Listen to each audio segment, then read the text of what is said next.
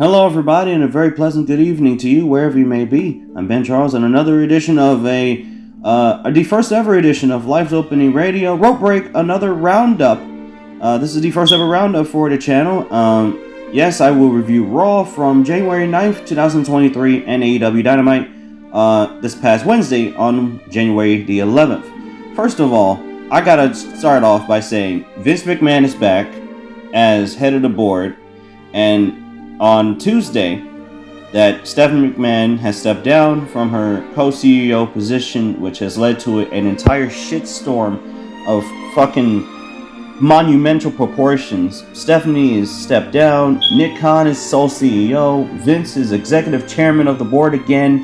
I won't be surprised if this man is fucking head of creative after this shit. First of all, I gotta say something else. If Vince is back in head of creative, I will never ever watch WWE ever again. Because this makes the company look bad. This entire fucking WWE company is, they're better off without Vince McMahon at this rate. Triple H, he ran this show. Don't get me wrong. It's not like he didn't run this show, but you could feel the influence of Vince and Bruce Pritchard coming back into Monday Night Raw, because Kevin Owens came out and cut a goddamn promo to open Monday Night Raw. By the way, and another thing too, Birmingham, Alabama. Y'all were worse than Wilkes-Barre, Pennsylvania.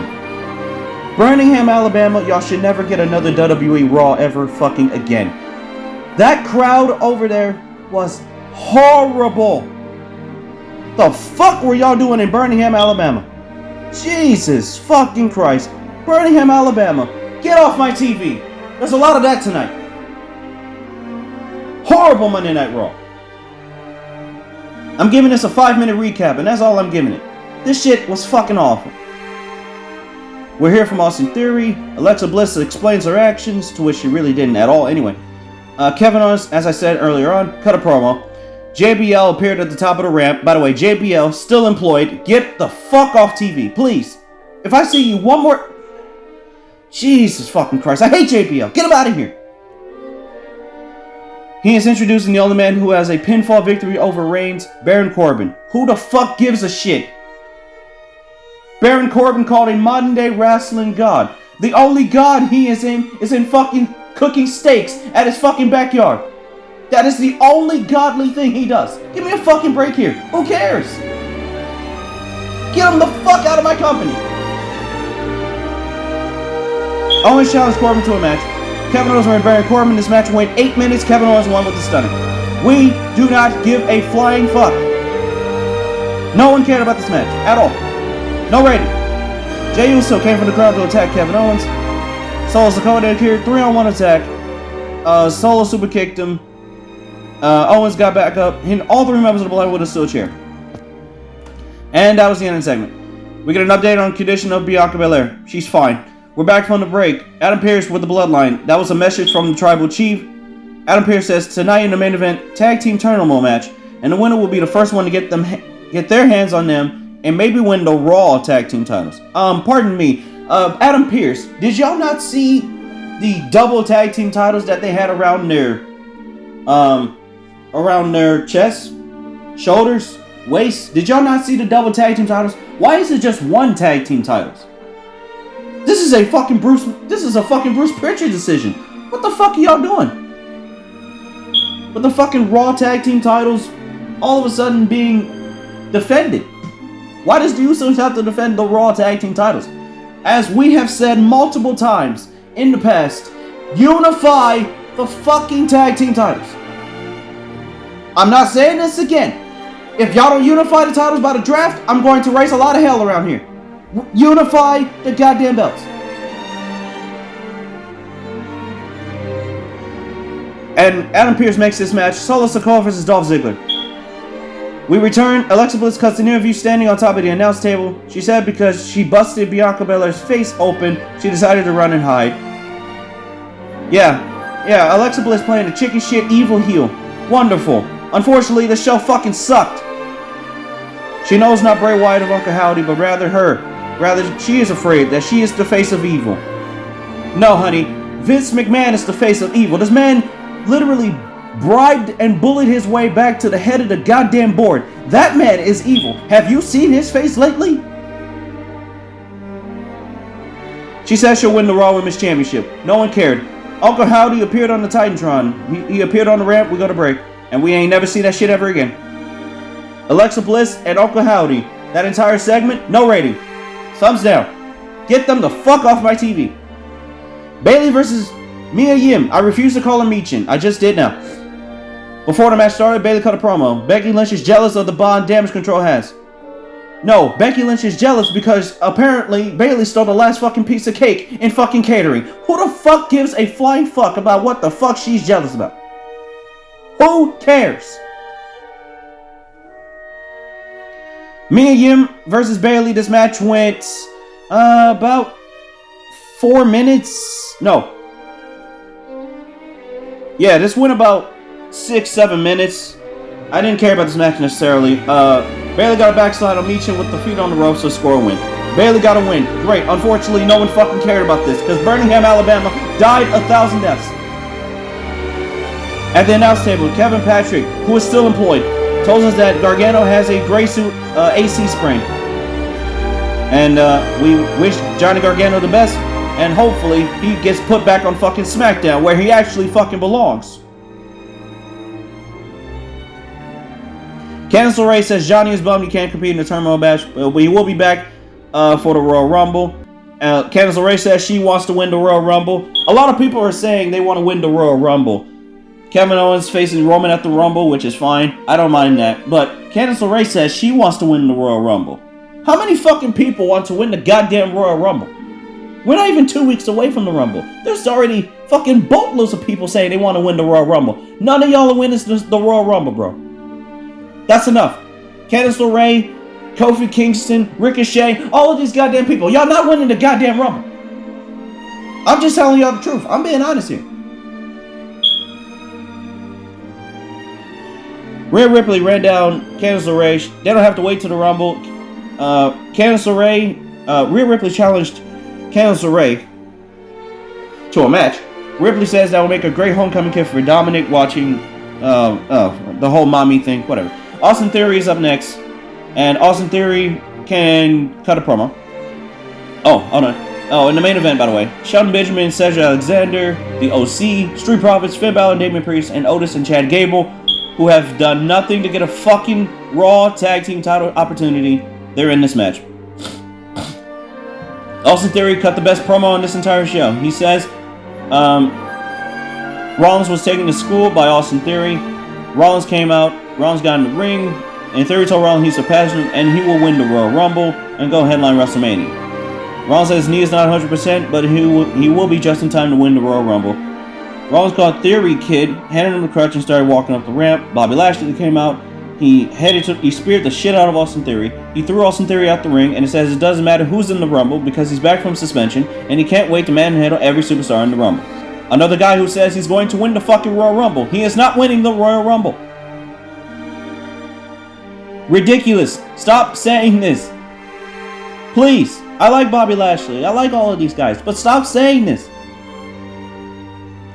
Candice LeRae versus Rhea Ripley. This match went... how long did this match goddamn go? This went longer than the Bayley and Michin match, so... I just mentioned... That Michin name is fucking terrible.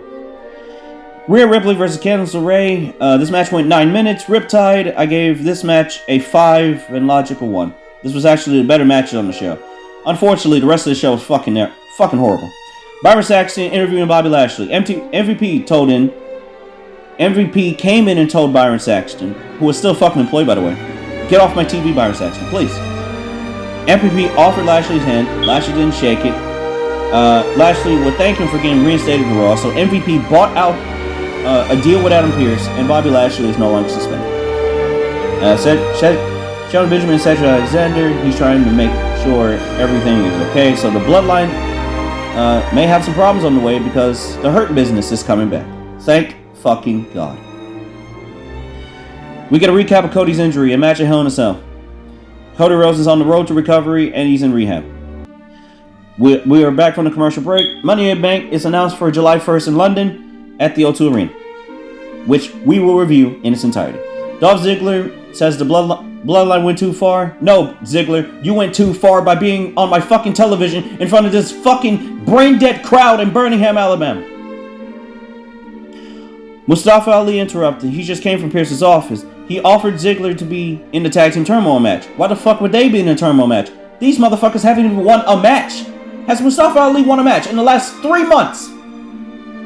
No, the fuck he is not. Get him the fuck off my TV. Sorry, everybody. I misplayed something. I was going to play some stupid shit from Monday Night Raw, but instead I'd rather not. Where did I leave off at? Oh, Bronson Reed. He says there's no us. They're not friends, and if he wants something, he needs to pay him. So he's a money for hire is Bronson Reed. Solo Sikoa vs. Dolph Ziggler match went 12 minutes. It was a good match, and Solo Sikoa looked really good in this match, and Solo Sikoa won clean. And I gave it a 5, logical 1, because Solo Sikoa was going to win this fucking match anyway. Bayley backstage with Mia Yim. Damage Control jumped her. Miss TV with Judgment Day. Dominic was there to talk about what prison life was like when he got locked up. No one cared. Dominic, I hope you got fucking bitch slapped in fucking prison. Who get off my TV? Please do. Tag Team Turmoil match, which was Judgment Day beating the fucking shit out of everybody. They beat the OC in the Tag Team Turmoil match. They beat Sheldon and Cedric. They beat Alpha Academy. Alpha Academy, by the way. Chad Gable did not get pinned in this match, fortunately, thank God, but they have still lost. Alpha Academy has not won a match in the last 6 months. Alpha Academy has not won a match in 6 months.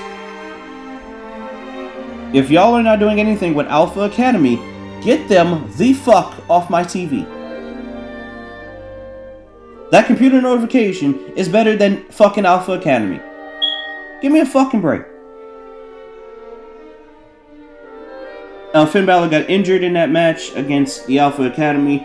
Dominic took his place for the main event, the actual final match of the Turmoil. Judgment Day Street Profits. This was the best part of the match.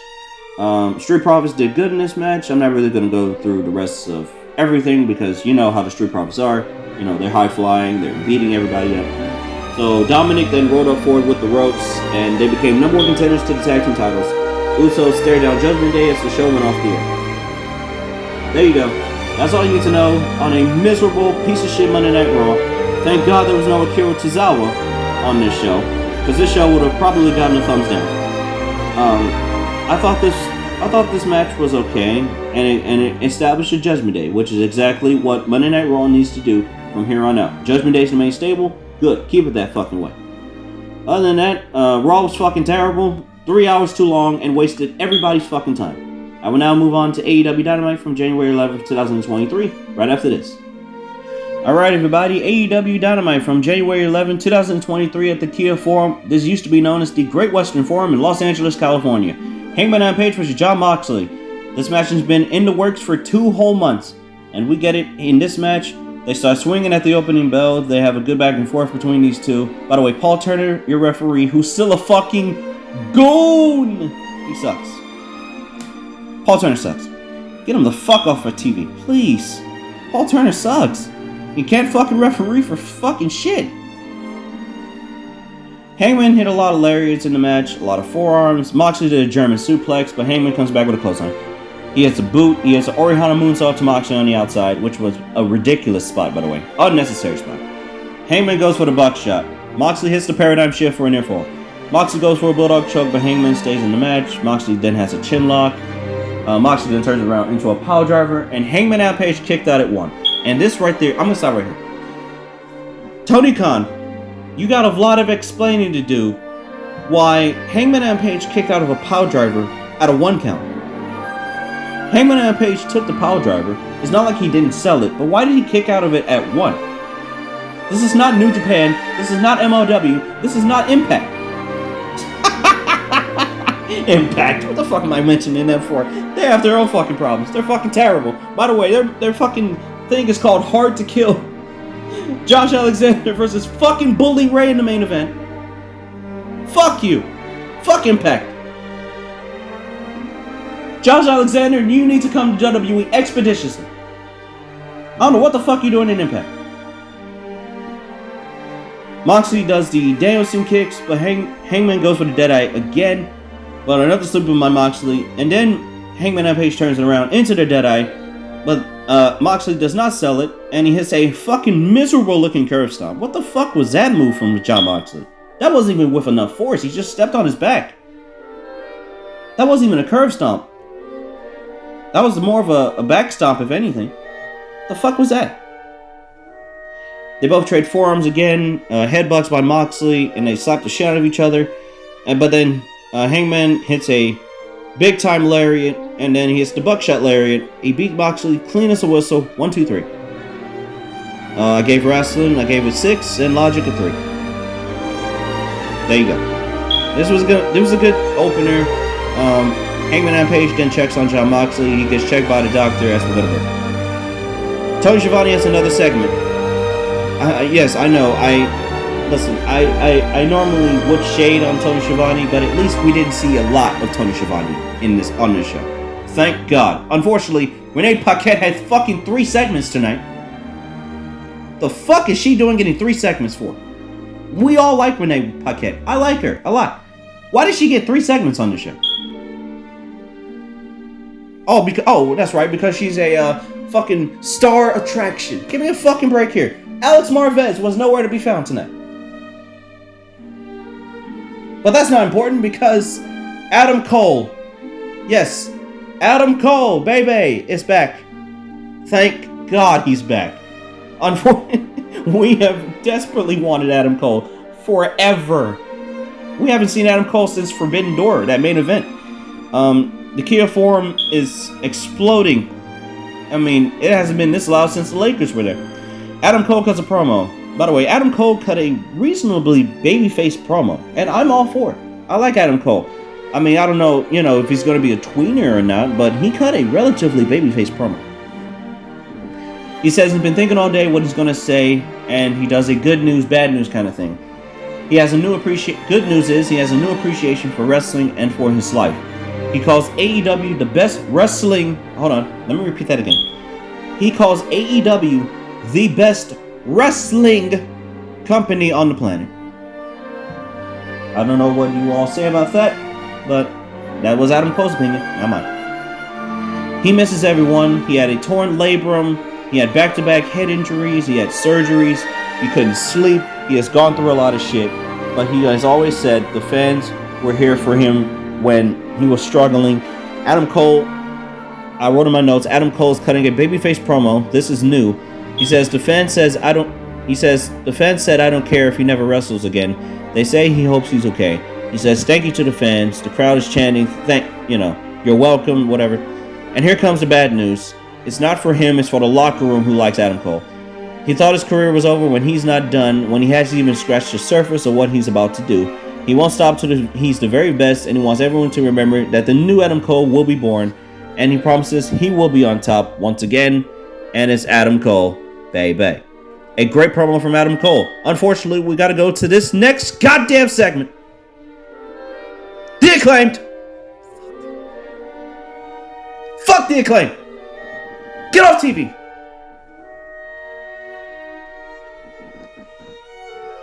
The Acclaimed is getting stars for the Hollywood Walk of Fame on Friday on Rampage. I'm not watching Rampage. So let me get this straight. Let me ask here. The Acclaimed is getting stars for the Hollywood Walk of Fame. Are those stars for being booked horribly ever since y'all won the tag team titles? I hope those are the fucking stars for the Hollywood Walk of Fame. What a bunch of goddamn bullshit. Y'all should not be deserving shit. Not even the Hollywood Walk of Fame. Y'all don't even deserve a sidewalk. Get out of here. Please, get the fucking Acclaim off TV. Here's another. Oh my goodness. This is what I wrote in my notes, and I put this all in capital letters. In big, bold, black letters. Lee Moriarty and Big Bill, who are both still employed. I wrote in my notes at the top of my lungs, this is what I said, word for word. Get off my fucking television. You guys suck. The firm sucks. And I wrote also, These two got more TV time than Ethan Page all year. And I'm not making this up. Lee Moriarty and Big Bill got more TV time than Ethan Page all year last year. And I wrote in my notes at the top of my lungs, get them the fuck out of here. The fucking firm stinks. It sucks then, it sucked then, it sucks now. Get them the fuck out of here. Horrible. Hook versus Jungle Boy and Hook versus them two in a tag team match. I did not care about this match. All you need to know that I also wrote in my notes, I wrote this match was okay. I did not care about this match at all. I wrote fuck Big Bill. Big 7 feet, nothing ass wrestler. Get him the fuck off TV. He got suplexed by a 6 foot, 185 pound man named Hook. And Jungle Boy got the snare trap on Lee Moriarty for the win. I gave Wrestling 4, Logic 1. I did not care about this match. And, oh boy. This next segment. What the fuck was this segment? Orange Cassidy and Danhausen, who are still employed, by the way. Get off TV, both of y'all, please. I'm sick of the both of y'all. Anyway, Renee Paquette introduces Paul Hauser from Cobra Kai.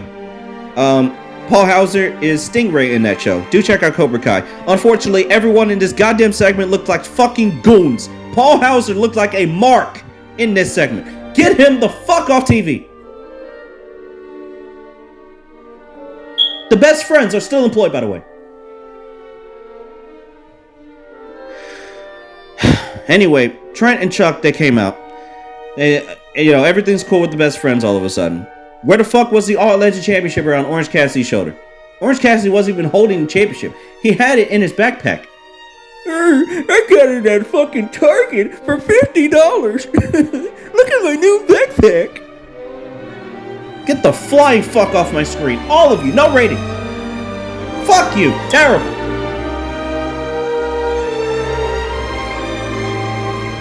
Renee Paquette tried to talk to Elite, but she didn't. So she says that the last time a Game 7 happened was since 1988. No one cared about that little tidbit at all. Konosuke Takeshita, who is 27 years old, and he has relocated to the United States, as I found out earlier. Konosuke Takeshita versus Bryan Danielson. MJF comes out. This is what I wrote in my notes. Why? I wrote why in big bold letters. MJF already has a stipulation for Danielson. Does MJF have a death wish? MJF gloats about himself, obviously. This is a typical MJF promo. Takeshita actually speaks Japanese for a change, which he did not get subtitles for that shit at all. And I laughed big time because, well, I know Takeshita can speak English, so I don't mind it. But a lot of people are saying MJF came off as racist when he said, and I quote, "We speak American, we speak English." People were saying he came off a little racist and making fun of his name and stuff. First of all, he did not come off as racist. It's not like he insulted his Japanese heritage. That would have been worse. At least he didn't call him a fucking, what was the word that Shinsuke got called? A shook? You rook the same? Yeah, something like that? Yeah, that fucking promo. Don't get me started on that fucking promo. At least he didn't say that. MJF, okay? Jesus fucking Christ. Don't remind me about that fucking promo ever again. That sucked. He calls Los Angeles irrelevant. Ken Jeong from the Max Singers on the show. Ken Jeong, you haven't been relevant since The Hangover. Get off TV. MJF makes fun of Dr. Ken being canceled. I was dying of laughter because no one watched Dr. Ken. Who the fuck watched Dr. Ken? Name 2 people who watched Dr. Ken. Raise your hand, everybody, if you watched Dr. Ken. Raise your hand. Raise your hand. I dare you. You already watched Dr. Ken. You motherfucking liar. Freddie Prinze Jr. is here. The last time he was relevant was he was near a CGI talking dog, Scooby-Doo. He calls him a Scooby-Doo douchebag, which was fucking corny. It was okay. It was a nice little nice little play on words, but I didn't laugh at that. MJF says no Iron Man match yet because he is better than you. No one gave a fuck about that. Bryan Danielson came out and he ran off MJF like a bitch. MJF looked like a fucking coward. in this segment. But it was great. This next match, Bryan Danielson versus Konosuke Takeshita. How the fuck can I review this match? How is this even possible? The fact that they had a magnificent match. This was a great match. A great TV match. There was a lot of shit that happened in this match. I don't really need to really review this match, but I'll try my best. I know I took a lot of notes for this. Takeshita was in a Romero special early on. Takeshita has a Dragon Sleeper of his own. He has 3 forearms in a row. There was a lot of chops in this match. Takeshita goes for a brainbuster, but Danielson into a hash suplex. Danielson goes for a triangle lock, but countered. Danielson went for the label lock, broken up by Takeshita. More chops and kicks, drop kicks by Danielson, but Takeshita hits a beautiful, it was a blue thunder bomb. It was an elevated blue thunder bomb. It wasn't Sami Zayn's move. It was a little bit more higher, which always a beautiful thing to see. That was a great spot. And the crowd is cheering for Takeshita. And he chops the shit out of Danielson in this next sequence. Fucking hell. Danielson does his comeback, we go to break. More chops by both guys. Danielson hits the suicide dive. Takeshita goes for a superplex. Danielson slips out. Takeshita gets kicked in the tree of woe position. Oh, by the way, MJF mispronounced this man's name, by the way. I forgot to mention. He said, take a shitta? That was the best line on this entire MJF promo. But other than that, fuck MJF at this rate. Takeshita goes for a powerbomb. Danielson goes for a Meteora, which did not look good. He injured his knee, and the knee was no-so throughout the entire match. Takeshita hit a brainbuster on the outside. Takeshita goes for a swanton off the rope, but Danielson counters into a label lock. Takeshita goes with the bottom rope. More kicks by Danielson. Takeshita with a forearm. More forearms by both men. They're fucking slugging it out in LA. Another lariat by Takeshita. This crowd is into this match. Takeshita goes for the flying knee, but countered. Takeshita hits a reverse tombstone, which was awesome. And then hit a wheelbarrow German suplex into a bridge for a 2 count. But he goes for another. Danielson counters. He turns it around into the psycho knee, and that got a 2.5 count. Danielson then stops Takeshita's face in, and then he puts in the regal stretch, and Takeshita loses by technical knockout. He did not submit. He did not get pinned. It was a TKO. Bryan Danielson wins, and this is a very nice way to protect Konosuke Takeshita, because now he needs to fucking win matches. I would have Takeshita against one of the younger guys. I'd have him against Daniel Garcia. He can start off there, have him feud with the fucking JAS. I would like that. Takeshita's a big dude. I mean, I would like that a lot. So that gives Takeshita something to do. Daniel Garcia something to do. I forgot Daniel Garcia was employed until this fucking next segment. Other than that, Bryan Danielson and Takeshita had a fucking great match. I gave wrestling an 8, logic a 6 for this match. And another Renee Paquette segment because Juice Robinson is in AEW. Cabo, by the way, does not like Juice Robinson. I can confirm. He does not. He cuts a promo. Juice Robinson wants to win championships in AEW. Juice Robinson has lost matches in AEW on Dynamite. He lost to Jon Moxley. That was the last time we saw him. So he wants Darby Allin for the TNT title on Rampage. We will not review that match. And that also leads into our next segment because this is now another edition of What the Fuck Did He Do to Get a Title Shot? Hear my music. Dun dun dun dun dun dun dun dun. Fuck Jake Hager. Hello everybody and welcome to another edition of What the Fuck Did He Do to Get a Title Shot? I'm your host Ben Charles and today we have another segment of What the Fuck Did He Do to Get a Title Shot? Here are all of your multiple choice answers at this time. What the fuck did Juice Robinson do to get a title shot? 1. Showed up on AEW Dark for no goddamn reason. 2. Showed up on AEW Dynamite and randomly mentioning the TNT title. Number 3. He called out Orange Cassidy on Twitter. And number 4. He beat up Darby Allin in a backstage segment on Rampage. I'll give you all 10 seconds to figure this out.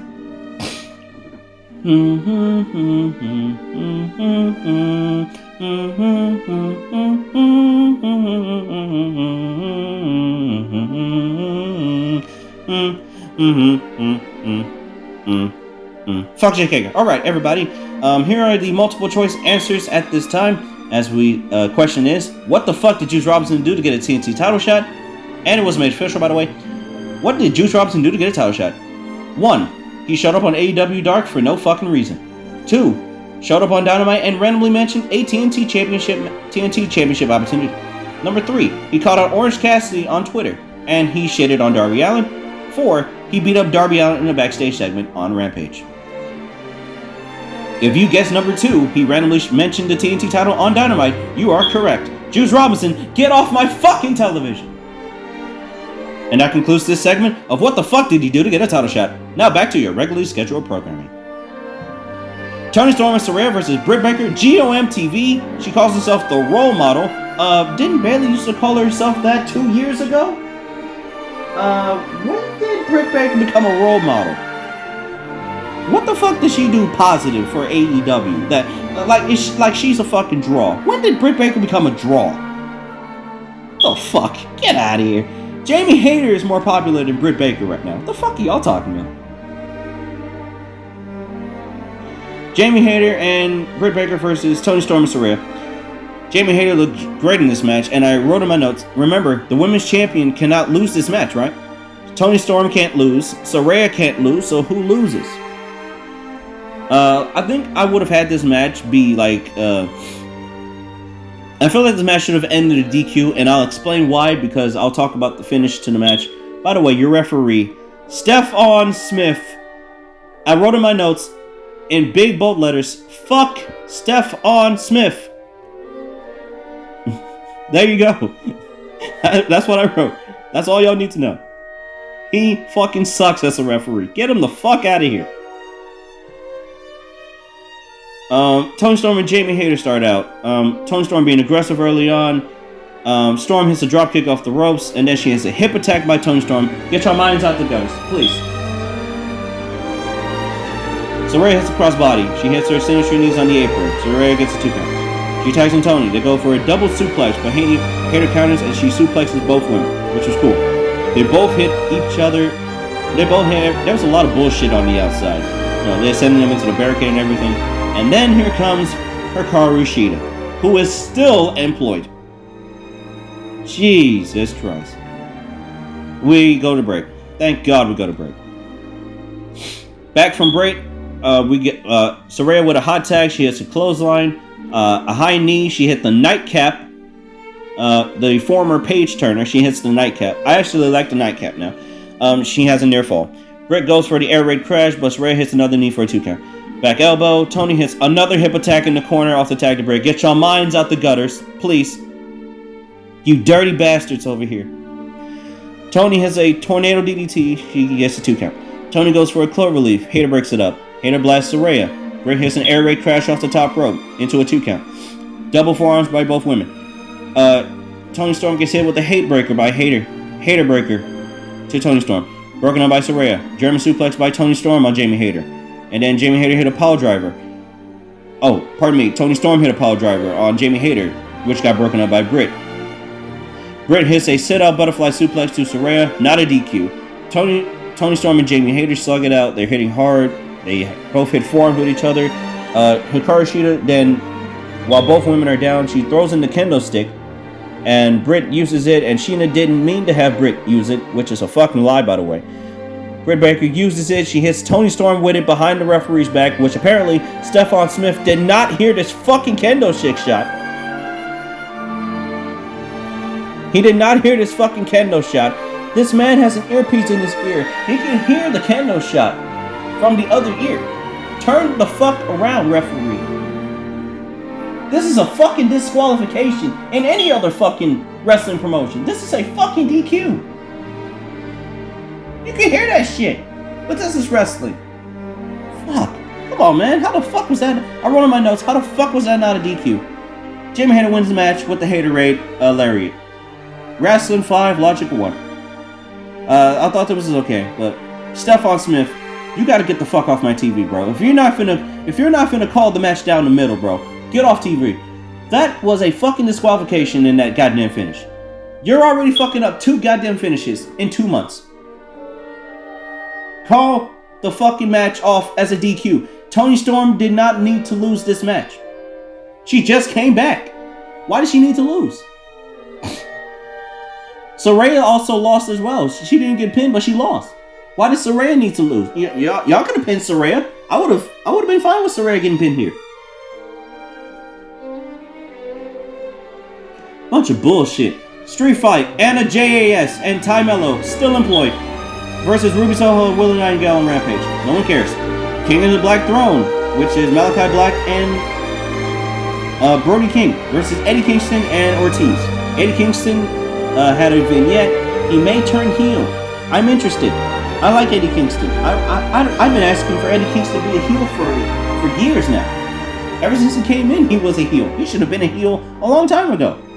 Because they weren't doing anything with him anyway. Also, announced for next week, Bryan Danielson versus Bandito. We will review that match next week on the Roundups. Jake Hager, who is still employed, versus Ricky Starks next week. And speaking of the devil themselves, the Jericho Appreciation Society, can all of you get the fuck off my TV? They came out in all gold jackets. They looked like fucking goons tonight. I don't know what the fuck y'all were doing. The fuck was this segment?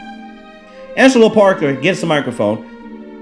I wrote in my notes, get off TV. He calls themselves the Saints of Los Angeles. Word for word, Angelo Parker called the Jericho Appreciation Society the Saints of Los Angeles.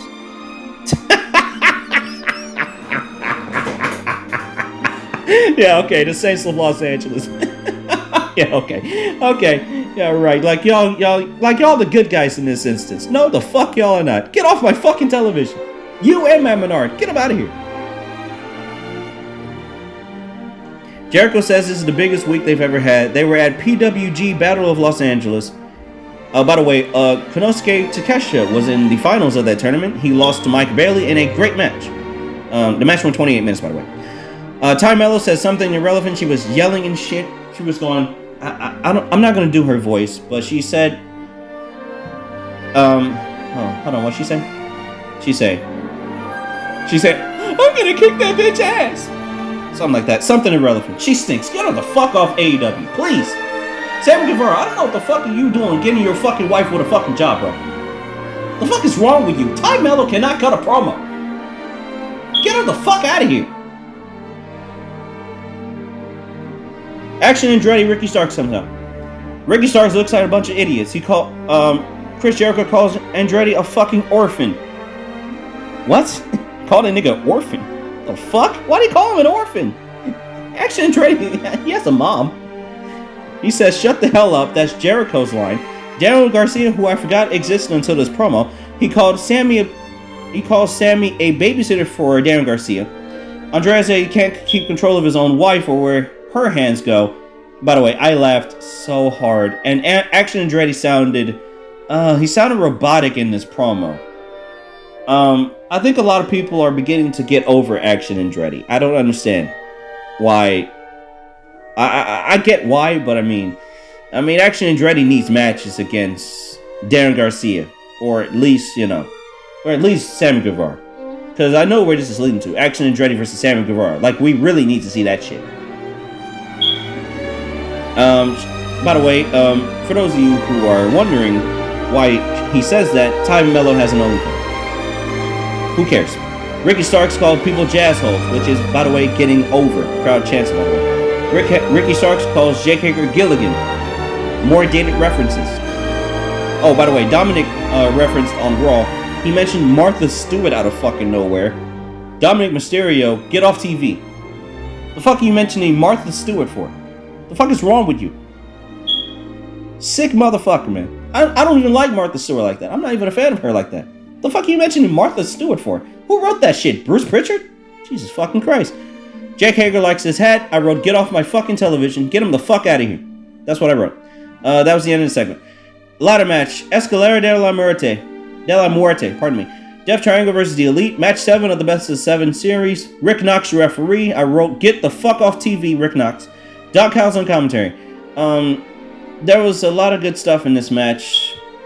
This was not better than their last match, though. The Fall Count Anywhere match. This was not better than that. This was a little bit overbooked, but at the end of the day, I thought this was okay. I'm not really finna go through the rest of this match because they do their traditional stuff and all this other shit. But all you need to know is that Kenny Omega hit the One-Winged Angel off a ladder bridge to Penta, and Kenny Omega grabs one of the trio's belts and wins it for his team, the Elite, are your new World Trios champions, which is not a surprise at fucking all to anybody, because the Elite was going to win. Now, I have a question. How are we going to get the House of Black involved in this? Because the House of Black cannot lose. The Blackpool Combat Club cannot lose. The Blackpool Combat Club can lose. I feel like, okay, I would have Moxley, Claudio, and Wheeler Yuta. Moxley, Claudio, and Wheeler Yuta. I'd rather have them in big time trios matches. I would be fine with that. I don't know. I don't need Claudio to lose because he's a Ring of Honor World Champion. I don't need him to lose, but I mean, I'd rather have him in matches. But once again, I mean, what do we do with the Elite now that they win the trios title? Like, what do we do with them? House of Black can't lose. A lot of people are saying House of Black should fight them at Revolution. I would be fine with that, except the House of Black is going to fucking lose.